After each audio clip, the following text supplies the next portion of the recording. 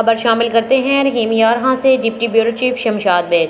रहीम यारहां शहर भर में अताई डॉक्टरों का राज बरकरार, गैर कानूनी तौर पर इंजेक्शन लगाकर गैर कानूनी धंधा किया जाने लगा।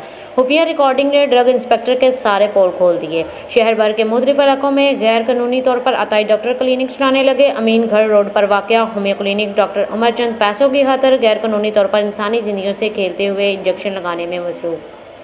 डिस्ट्रिक्ट रहीम यारहां में ड्रग इंस्पेक्टर की मुंतकली फिक्स हो चुकी। ड्रग इंस्पेक्टर अपने करिंदों के जरिए किस तरह मुंतकली वसूल करता है, अताई डॉक्टर ने मीडिया की रिकॉर्डिंग खुफिया वीडियो में ड्रग इंस्पेक्टर के सारे पोल खोल दिए।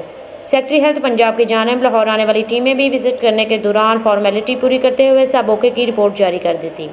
आला अफसरान को दी जाने वाली भी तहरीरी दरख्वास्तें खुद साहता जवाब बनाकर रद्द कर दी जाती थी।